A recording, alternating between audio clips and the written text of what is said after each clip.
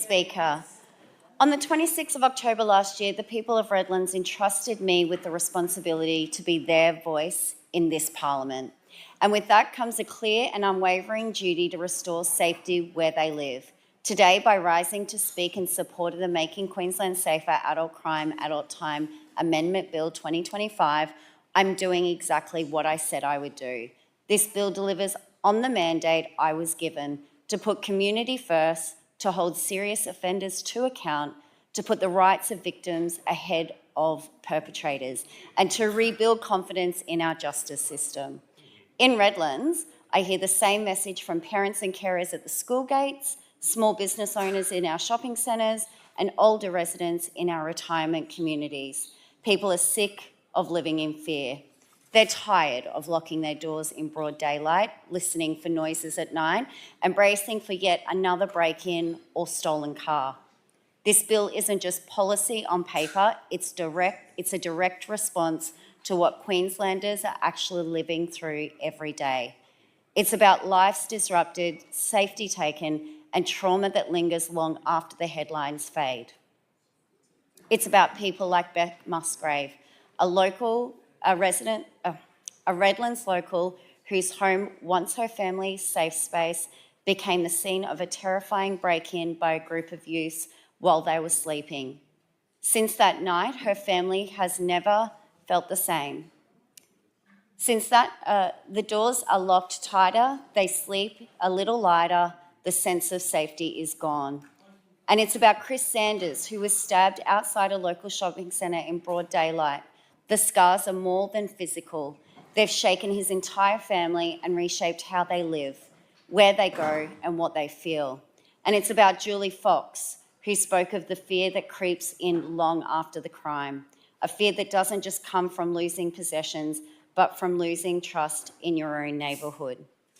When you can no longer walk out your front door without looking over your shoulder, that's just not just a crime. That's a way of life being taken away from you.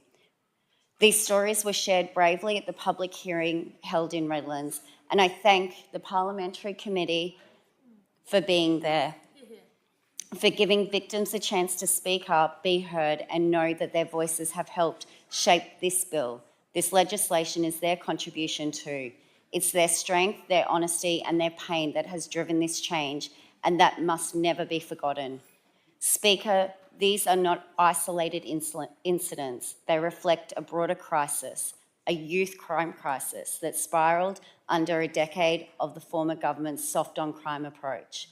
Since 2015, Labor watered down the Youth Justice Act, abolished breach of bail as an offence, and made detention a last resort. And what was the result? In 2023 and 2024, there were 46,130 proven offences committed by young people across Queensland, up 12% from the year before, and a staggering 98% increase over the last decade. That's not a trend, that is a crisis. This government was elected to fix it, and fix it we will. The first tranche of adult crime, adult time laws were passed before Christmas, making good on our commitment to treat serious offences with the seriousness they deserve. Today, we go further. This bill expands Section 175A of the Youth Justice Act to include 20 additional serious offences. We're talking rape, attempted murder, kidnapping, arson, torture, stealing a vehicle, trafficking in dangerous drugs, and endangering police officers or damaging emergency service vehicles while driving. Speaker, these are not petty offences. These are acts that devastate lives, traumatise victims, and tear at the fabric of our communities. Let me be clear, we are not giving up on young people, but nor are we giving up on the safety and rights of victims. What this bill does is simple. If a young offender commits a serious adult crime, they will face serious adult consequences. That's what Redlanders have asked for me to fight for. That's what we are delivering.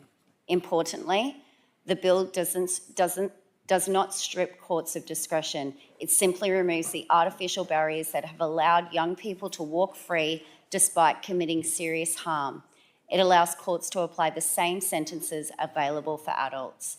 The inclusion of offences like ramming police cars or driving directly at officers acknowledges what we've heard from our front line, that this type of behaviour is escalating across Queensland and it's putting our officers in real danger. As the member for Redlands, I never want to see that kind of violence reach our own streets. Not in Victoria Point, not in Redland Bay, or anywhere in our community. Our local police do an extraordinary job, and it is my job to ensure they are protected by strong laws before tragedy strikes. This bill is about giving them the legal backing they need to stay safe while keeping the rest of us safe too. This bill responds directly to that reality. It also ensures that victims, too often treated as afterthoughts, are finally put at the centre of our justice system. One of the minor amendments in this bill will also allow registered victims to nominate someone to receive updates on their behalf, recognising the trauma involved in revisiting these crimes.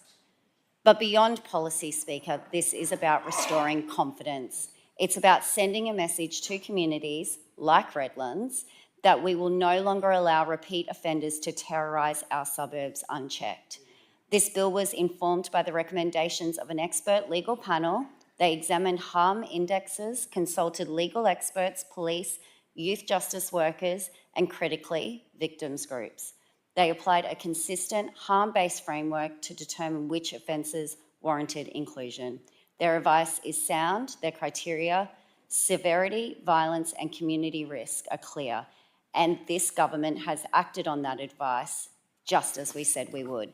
We've already seen early signs of these laws starting to make a difference. Across Queensland, reported offences have dropped nearly 3% in the first 4 months of this year. Robbery is down 3% in the first robbery is down 15%, unlawful entry is down over 11%, and car theft is down over 8%. That's not by accident, it's because the message is finally being heard. There will be consequences. The revolving door is starting to slow.